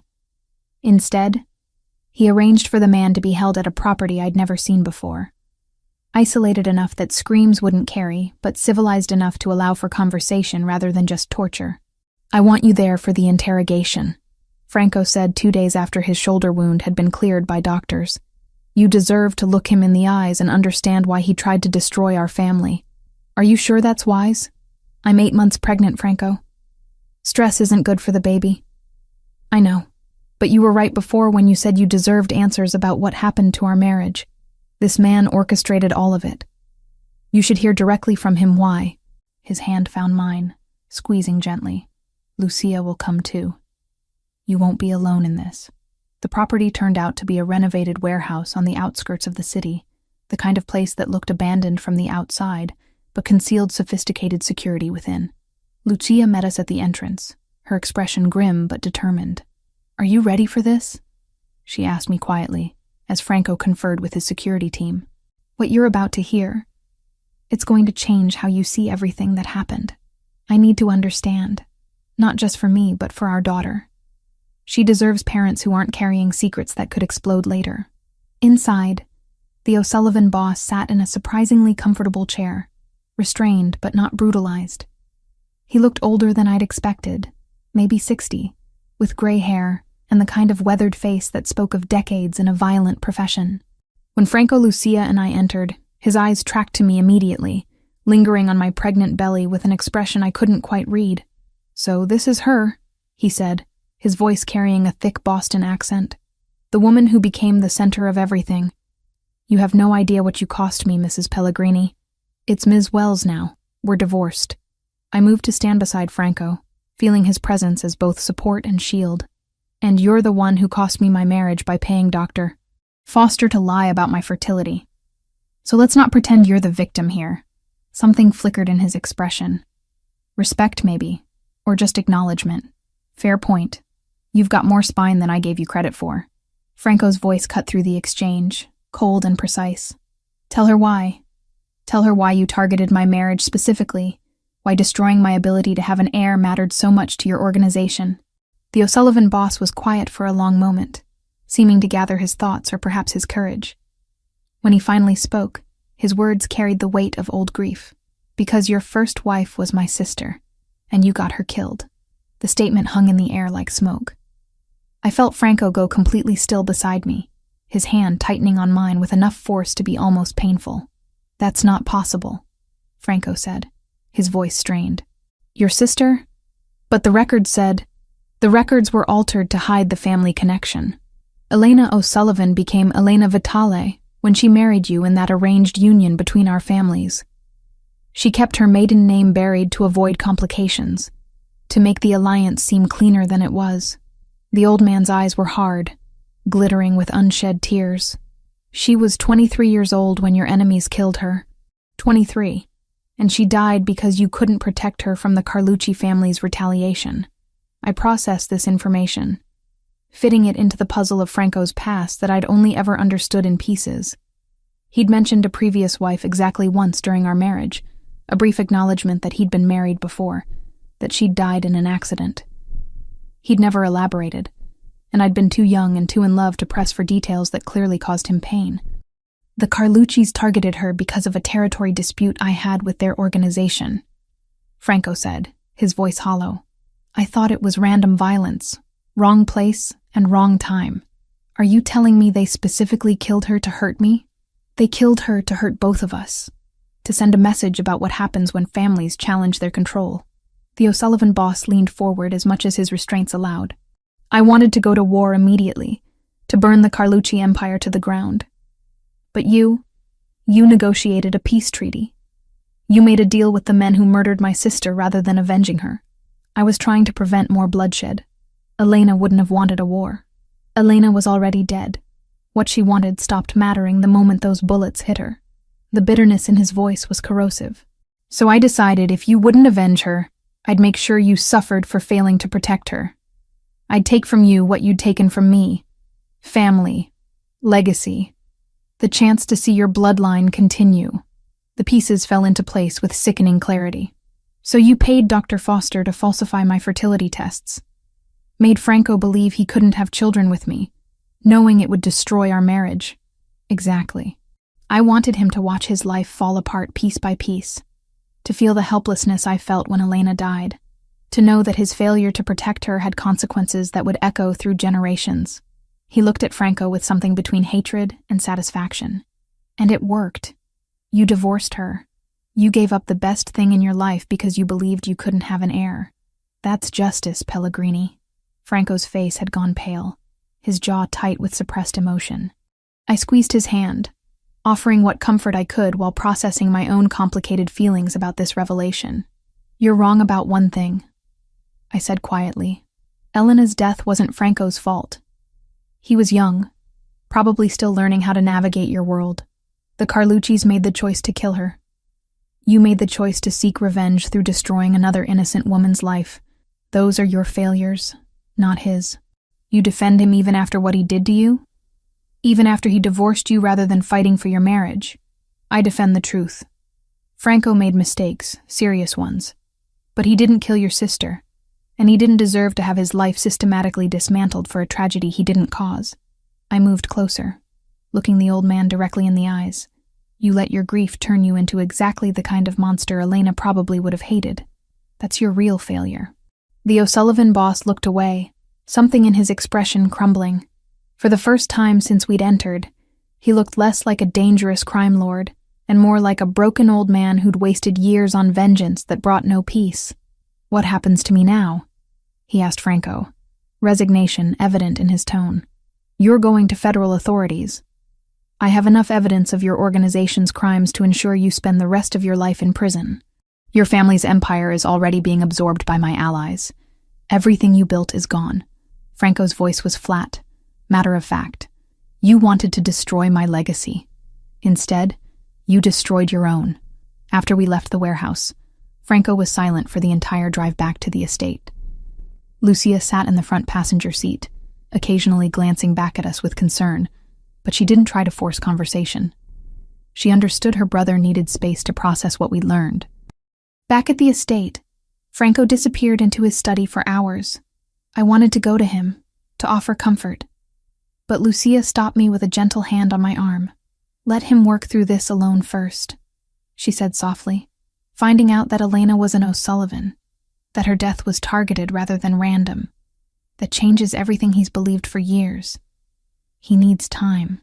Did you know about Elena being an O'Sullivan? I suspected there was more to that marriage than Franco ever admitted. But the family connection, the deliberate targeting, no. Our father kept many secrets, even from us. Lucia guided me to the couch, sitting beside me. Franco loved Elena in his way, but it wasn't the kind of love he has for you. That marriage was duty, obligation, survival. But he still carries guilt about her death, and now he knows it was even more complicated than he thought. When Franco finally emerged from his study near midnight, I was still awake, sitting in the nursery and folding tiny clothes we'd received from Lucia's recent shopping expedition. He stood in the doorway, watching me for a long moment before speaking. I should have told you about Elena, about that whole part of my life. You told me what you were ready to share. I never pressed because I could see it hurt you. I set down the onesie I'd been folding. But now I understand why our fertility issues hit you so hard. It wasn't just about family expectations or producing an heir. It was tied to losing Elena, to feeling like you'd failed her, and now you were failing me, too. I failed both of you. I let Elena die, and I let you go when I should have fought harder to keep you. He moved into the room, kneeling beside my chair despite the awkwardness of the position with his injured shoulder. I don't know how to make up for that, Camilla. I don't know how to be the man you deserve. You start by being honest, by sharing the difficult parts instead of carrying them alone, by letting me be your partner in all of it, not just the good moments. I cupped his face in my hands, feeling the slight stubble on his jaw. And you stop measuring yourself against impossible standards. Elena's death wasn't your fault. Our divorce was mutual failure, not just yours. We move forward from here, not backward. I want to marry you again. The words came out rushed, urgent, before the baby is born. I want us to be a family officially, legally, in every way that matters. Not because of obligations or expectations, but because I love you, and I can't imagine my life without you in it.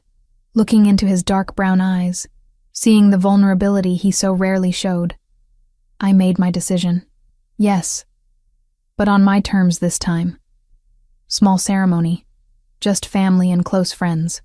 No spectacle, no political alliances, just us making promises to each other. Whatever you want, however you want it, I'll give you anything, Camilla. I just want you. Present, honest, committed to being a real partner. That's all I've ever wanted. The ceremony took place 1 week later in the estate's garden, where late summer flowers bloomed in riotous color. 20 people attended. Lucia and her husband, a few of Franco's most trusted associates, my former boss Marcus, who'd become a genuine friend, and Dr. Mitchell, who'd guided us through the complicated pregnancy. We'd written our own vows, standing under an arch of white roses as the late afternoon sun cast everything in golden light. Franco went first, his voice steady despite the emotion I could see in his eyes. Camilla, I spent years believing that strength meant control, that protecting you meant making decisions for you rather than with you. I was wrong.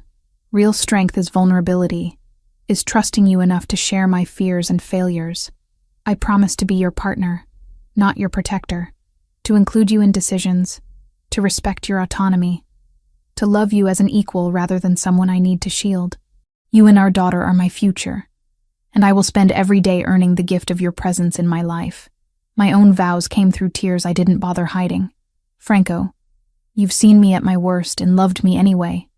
You've made mistakes, and I've forgiven them because I've made my own.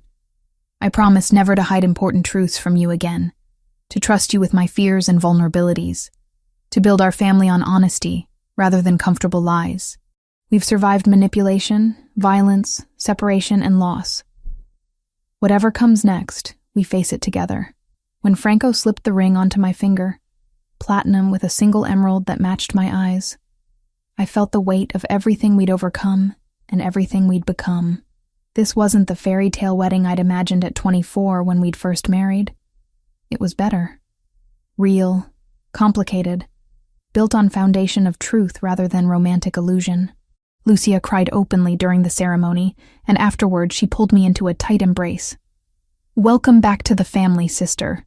This time I promise to fight harder to keep you here.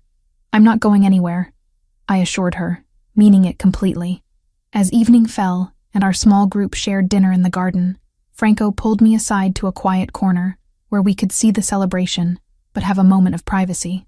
Thank you for giving me another chance, for believing I could be better. You are better. We both are. I leaned into him carefully, mindful of his healing shoulder and my very pregnant belly. Now we just have to figure out how to be parents. We'll manage. We survived everything else.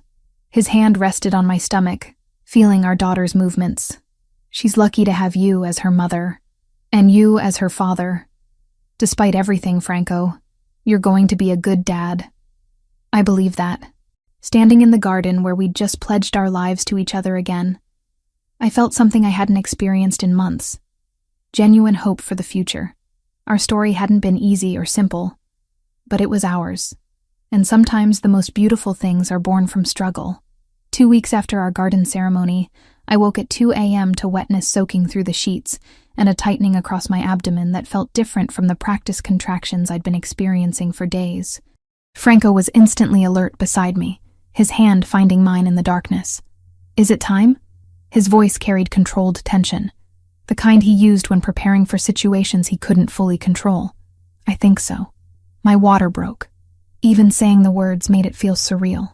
After months of complications and fear, we were finally here. The drive to the private hospital took 20 minutes that felt like hours.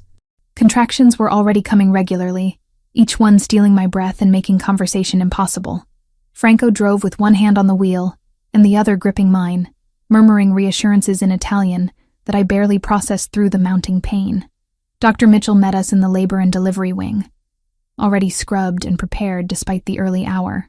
Let's have this baby, she said, with a calm confidence that helped steady my racing heart. What I'd naively expected to be a few hours of manageable discomfort turned into 16 hours of pain that redefined my understanding of the word.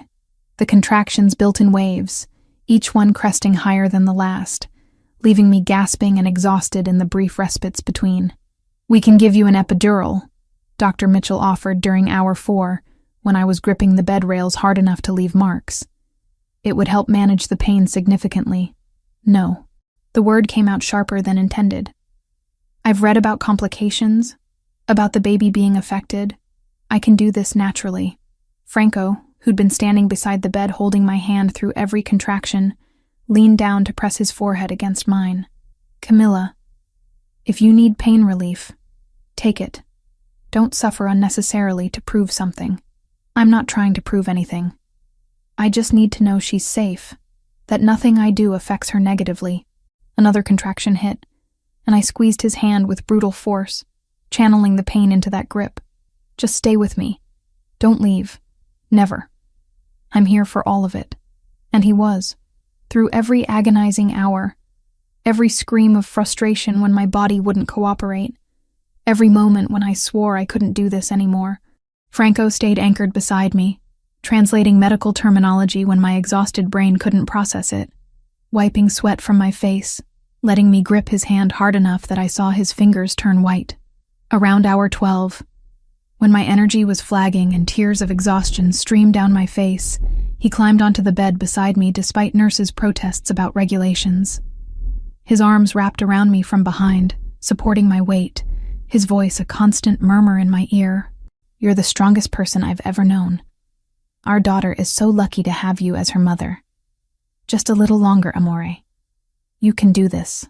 Lucia arrived at hour 14, bringing Franco coffee and fresh clothes he didn't have time to change into. She stayed in the waiting area, giving us privacy, but sending messages of encouragement through the nurses. Tell my sister-in-law she's amazing, and I can't wait to meet my niece.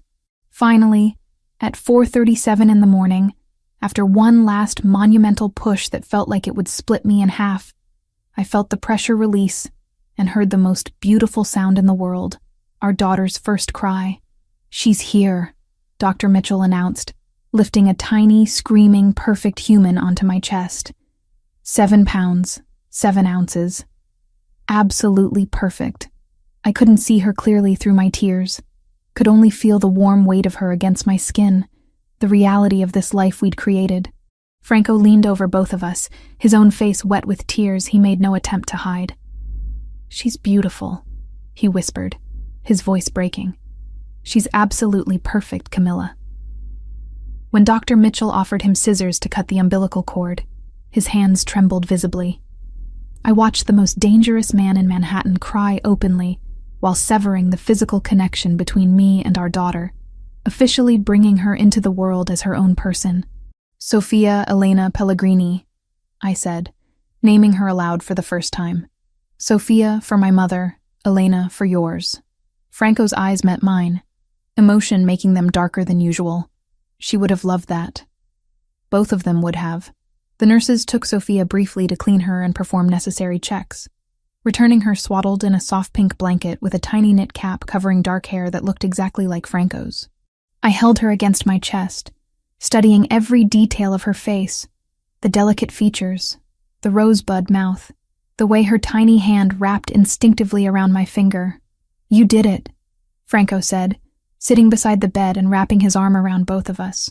You brought our daughter into the world. I've never been more in awe of anyone in my life. Lucia was allowed to visit once I'd been moved to a recovery room, and she burst into tears the moment she saw Sophia. She's gorgeous. Look at those cheeks. And she has Franco's coloring, but your face, Camilla. She held our daughter with practiced ease, cooing in Italian while Sophia slept peacefully. I'm going to spoil this little girl absolutely rotten. You'll have to get in line behind her father, I said, watching Franco watch his sister hold his daughter with an expression of such tender protectiveness. It made my heart ache. The first weeks home proved more challenging than I'd anticipated. The night nurse Franco had hired lasted exactly 3 days before I dismissed her, needing to feel capable of caring for my own child, despite the exhaustion threatening to pull me under. You don't have to do this alone, Franco argued when I sent the nurse away. There's no shame in accepting help. I know. But I need to learn her, Franco. Her cries, her needs, her patterns. I can't do that if someone else is handling the night shifts. He accepted my decision without further argument, but he didn't leave me to struggle alone. Instead, he took over responsibilities I hadn't asked him to assume. At 3:00 a.m., when Sophia woke screaming, Franco would be the one to change her diaper while I prepared to nurse, his large hands surprisingly gentle with the tiny snaps and fasteners. Breastfeeding proved harder than any book had prepared me for. Sophia would latch incorrectly, both of us ending up frustrated and crying. Franco sat with me through those difficult sessions, offering water and encouragement, researching solutions on his phone when Dr. Mitchell's advice didn't quite work. We could supplement with formula, he suggested, after a particularly difficult night. Just until you both figure this out. One more day. Let me try one more day. My stubbornness was probably making things harder, but I couldn't shake the feeling that I needed to provide this for our daughter. The breakthrough came at 4:00 a.m. on day 6, when Sophia finally latched correctly and actually fed. I cried from relief while Franco sat beside us, his hand resting on my shoulder. You're amazing, he said quietly. The determination, the patience, the way you refuse to give up even when it's hard. Sophia is going to learn so much from watching you. I discovered sides of Franco I'd never witnessed during our marriage. He sang Italian lullabies in a surprisingly good voice while walking Sophia through the house when she refused to sleep. He mastered the baby swing mechanics with the same focus he applied to business negotiations. He could change a diaper faster than I could, having apparently studied technique videos until he achieved optimal efficiency. One night I woke to find his side of the bed empty and followed sounds to the nursery, where Franco sat in the rocking chair with Sophia asleep on his bare chest. He was singing softly, something in Italian I didn't recognize. And the expression on his face as he looked down at our daughter was pure, unguarded love. You're good at this, I said from the doorway, making him look up with a slight smile. She's easy to love. Takes after her mother that way. He shifted Sophia slightly, supporting her tiny head with practiced care. I never thought I'd have this, Camilla. After Elena died, after our divorce, I convinced myself that family wasn't something I was meant for, that my life was too dangerous, too complicated. But holding her, knowing she's ours, it makes everything else seem less important. I moved to kneel beside the rocking chair, resting my head against his shoulder. You're a good father, Franco. Better than you probably believe. I'm trying. That's all I can do. Try to be present. Try to be patient. Try to give her the kind of childhood I never had. His free hand found mine. We're going to make mistakes. Both of us. But we'll make them together. And we'll figure out how to fix them together. At 3 weeks old, Sophia smiled for the first time. A genuine response to Franco making ridiculous faces while changing her diaper. He froze completely, then called for me with such urgency I thought something was wrong. She smiled. Camilla, she actually smiled at me. The wonder in his voice, the joy transforming his features, made me fall in love with him all over again. She knows her daddy, I said, wrapping my arms around him from behind as we both watched our daughter's tiny expressions. She knows you love her. More than anything. More than I knew it was possible to love anyone. He turned to kiss me, gentle and grateful. Thank you for giving me this, for giving me her, for giving us another chance. I know I didn't deserve it, but I'm going to spend every day earning it. Looking at our small family, exhausted and rumpled and more perfectly happy than I'd ever imagined possible, I knew we'd made the right choice. Love wasn't always easy or simple. Sometimes it required fighting through pain and fear and past mistakes. But standing there with Franco and Sophia, I understood that the fighting had been worth it. This messy, complicated, beautiful life we'd built together was worth every struggle that had brought us here. 3 years felt like both a lifetime and a heartbeat. I stood in the kitchen of our home, the estate that had once felt like a fortress, but now simply felt like where we belonged. Watching Sophia chase her father around the dining table with a wooden spoon clutched in her tiny fist. Papa, you have to stir the sauce. Her English carried the musical lilt of Italian beneath it, a product of Franco's insistence on raising her bilingual. At 3 years old, she switched between languages with the ease of someone who'd never known there was supposed to be a difference. I'm being chased by a very fierce chef, Franco called back, his laughter genuine and unguarded in ways I'd rarely heard during our first marriage. She's very demanding about proper technique. I pressed my hand against my abdomen, feeling the flutter of movement that had become familiar over the past 4 months. This pregnancy had been different from the beginning. Planned, celebrated, without the shadow of fear and conspiracy that had colored Sophia's gestation. A boy this time, according to the ultrasound we'd had last week, completing our family in ways neither of us had dared to imagine 3 years ago. My architectural career had evolved in unexpected directions. The firm where I'd worked before Sophia's birth had been understanding when I'd returned part-time. But it was Lucia who'd suggested the specialty that had become my niche. Designing secure properties for families who needed privacy and protection without sacrificing livability. My unique understanding of both architectural principles and security requirements, courtesy of living in Franco's world, made me sought after by clients who valued discretion. You're thinking too hard again. Lucia's voice came from the doorway, her arms full of shopping bags that I knew contained more toys Sophia didn't need. I can actually see the thoughts circling your head. Just reflecting on how different life is now versus 3 years ago. I accepted her hug, careful of the bags and my growing belly. When did you get here? 10 minutes ago. Franco let me in the back. I bring gifts for my favorite niece. She set the bags down and immediately scooped Sophia into her arms, tickling her until the little girl's giggles filled the kitchen. And how is my beautiful goddaughter today? Zia Lucia! Sophia wrapped her arms around Lucia's neck. Papa is making carbonara and I'm helping. I can see that. You're covered in flour. Lucia brushed white powder from Sophia's dark curls, the same shade as Franco's.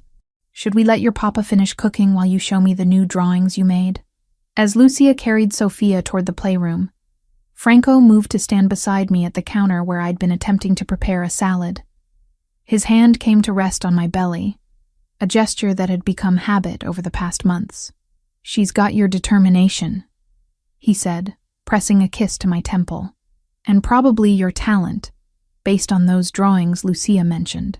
The one she made yesterday was actually architecturally sound, which is impressive for a 3-year-old. She's got your intensity. Have you noticed how she studies things before deciding how to approach them? That's pure Franco Pellegrini strategic thinking. I leaned into him, comfortable in ways our first marriage had never quite achieved. How was the meeting today? Franco's business operations had shifted dramatically over the past 3 years.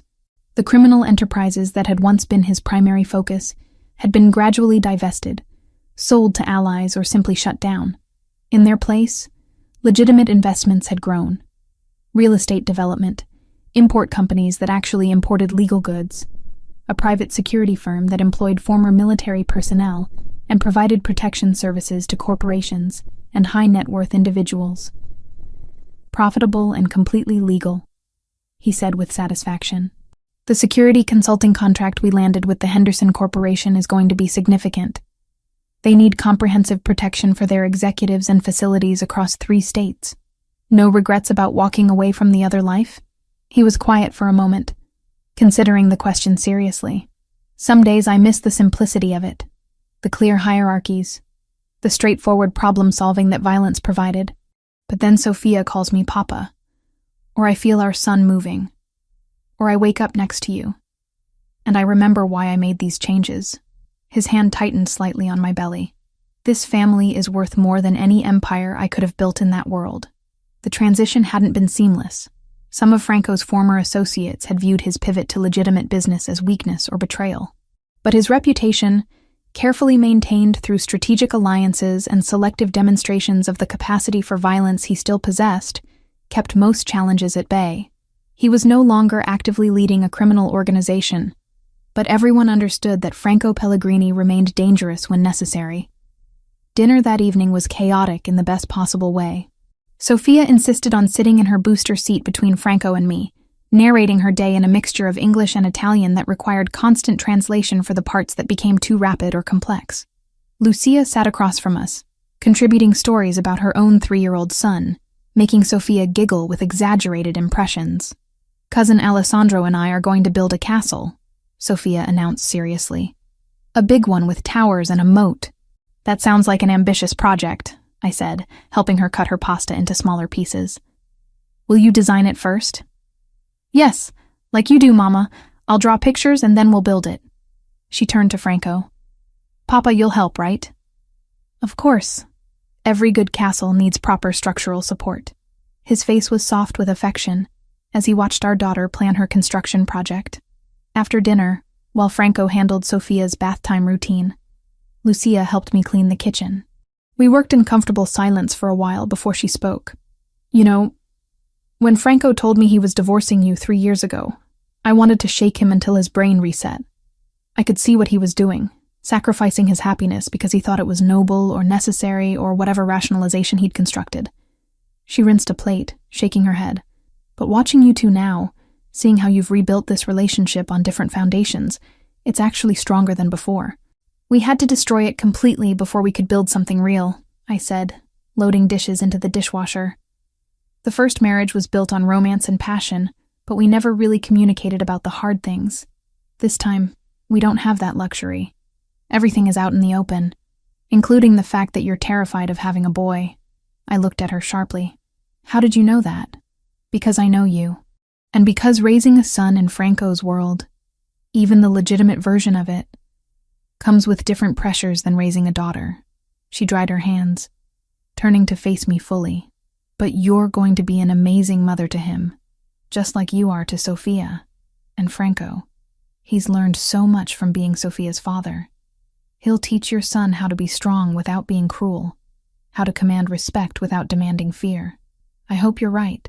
I am. Trust your sister-in-law. She hugged me tightly. Now I'm going to say goodnight to Sophia and head home. Alessandro is probably driving his father crazy by now. After Lucia left, I found Franco in Sophia's room, reading her a bedtime story in Italian.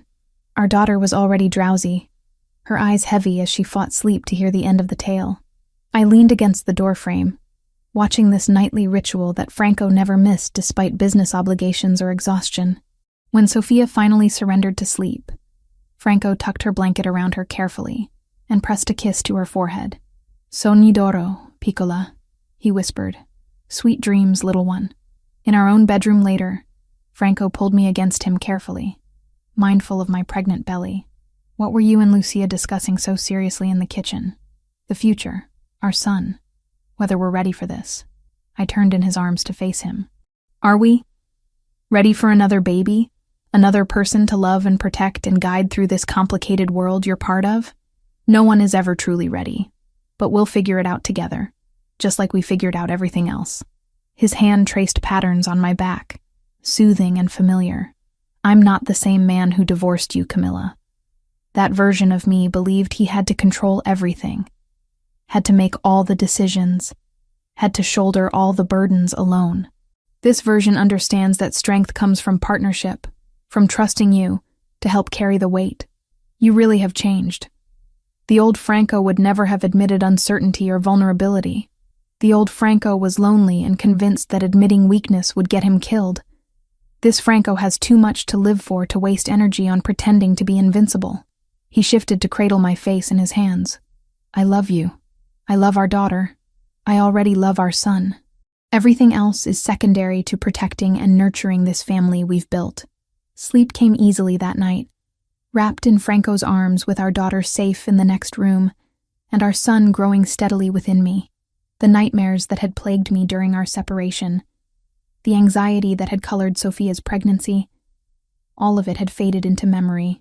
Morning brought the chaos of getting Sophia ready for her preschool, a small private institution that specialized in bilingual education and catered to families who valued both academics and security.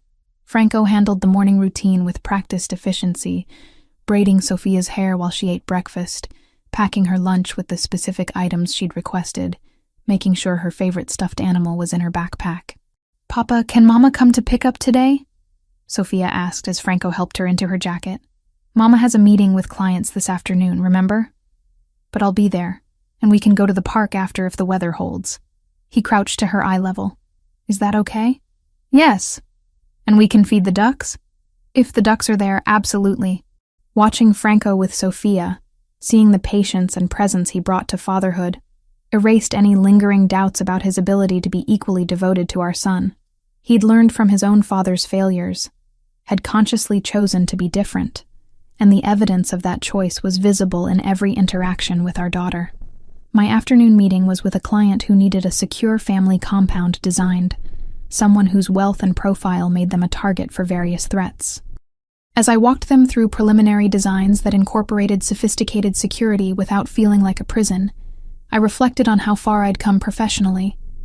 This career, built from the ashes of my previous life, felt more meaningful because it helped families stay safe without sacrificing quality of life. When I returned home that evening, Franco and Sophia were in the garden, Sophia helping plant flowers in beds that Lucia had suggested for spring. She was more dirt than child, her clothes filthy and her face smudged, but her laughter was pure joy. "Mama, look what we planted."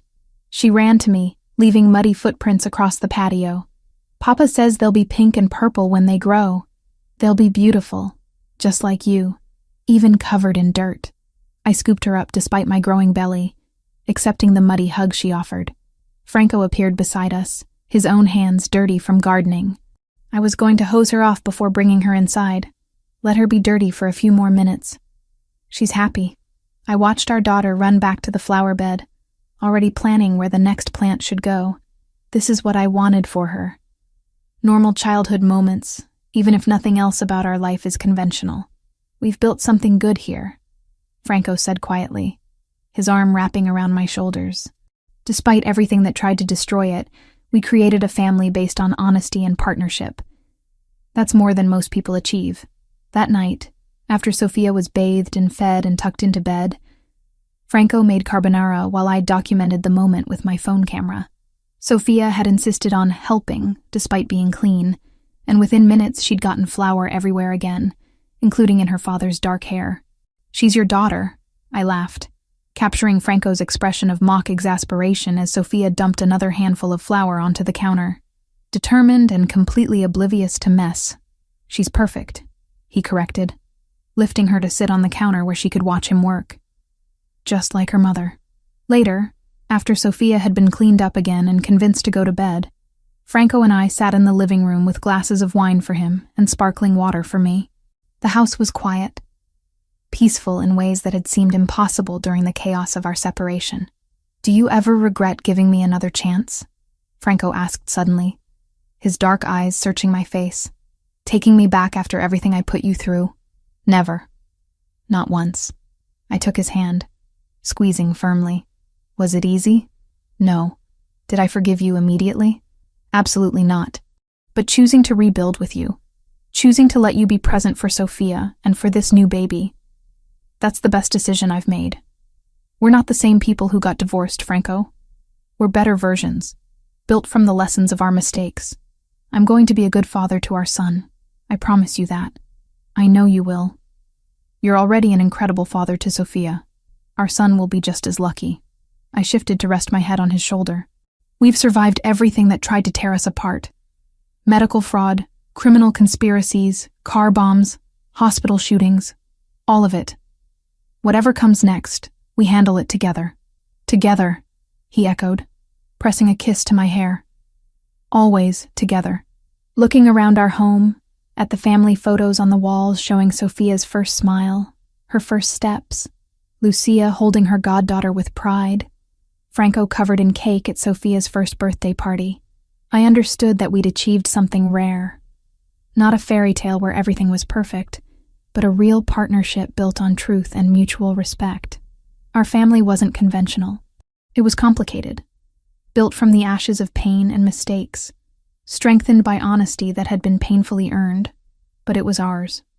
Messy, imperfect, and absolutely worth every struggle that had brought us here, and that made all the difference.